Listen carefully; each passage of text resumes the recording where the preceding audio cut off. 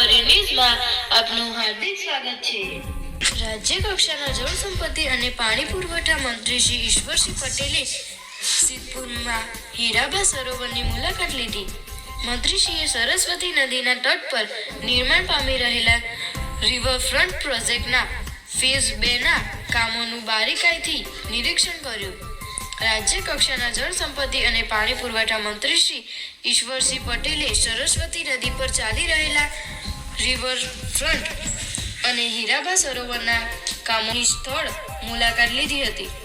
તેમણે વિકાસ કાર્યોની પ્રગતિ અંગે અધિકારીઓ સાથે સમીક્ષા કરી ફેઝ 2 ની કામગીરી ઝડપથી પૂર્ણ કરવા સૂચના આપી હતી।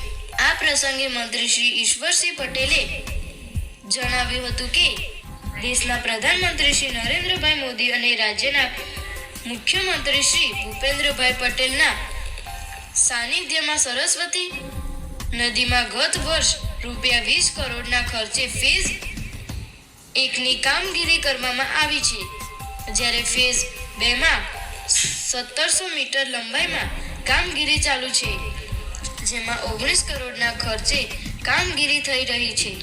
અહીં માતૃ તીર્થનું મહત્વ હોવાથી ધાર્મિક વિધિ કરવા માટે દેશભરમાંથી લોકો આવે છે।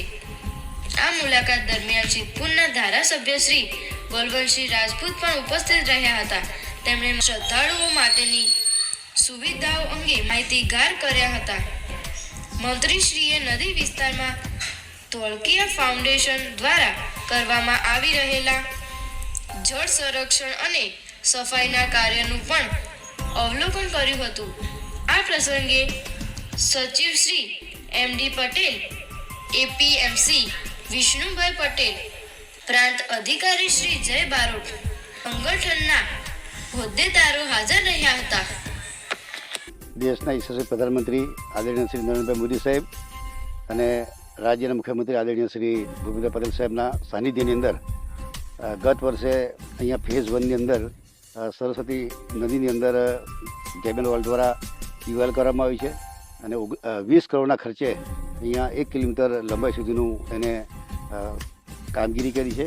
સેકન્ડ ફેઝની અંદર 1700 મીટર જેવી લંબાઈની અંદર એ કામગીરી ચાલુ થઈ ગઈ છે અને એમાં 19 કરોડ રૂપિયાના ખર્ચે એ પણ કામગીરી થઈ રહી। ત્યારે અહીંયા માતૃગયા તીર્થ છે, પણ અહીંયા ધાર્મિક વિધિ કરવા માટે દેશભરમાંથી લોકો આવી રહ્યા। ત્યારે અહીંયા ભૂતકાળની અંદર પાણી જોવા મળતું નહોતું, પરંતુ આ પાણીના કારણે આજુબાજુના પણ જળસ્તર ઊંચા આવવાના છે અને લઈને ખેતી માટે પણ ટ્યુબવેલના પાણી ઊંચા આવવાના કારણે ખેતી પણ થઈ શકવાની છે અને માતૃગયા તીર્થ થકી પણ સમગ્ર દેશના લોકો અહીંયા ધાર્મિક વિધિ માટે આવી રહ્યા। ત્યારે એમને પણ અહીંયા પાણીની જરૂરિયાત હોય અને અહીંયા પાણી પણ અહીંયા આ થયું છે। ત્યારે મોદી સાહેબ અને આપણા મુખ્યમંત્રી શ્રી ભૂપેન્દ્ર પટેલ સાહેબે અહીંયા ડેવલપિંગ માટેનું પણ કામગીરી કરી રહ્યા છે।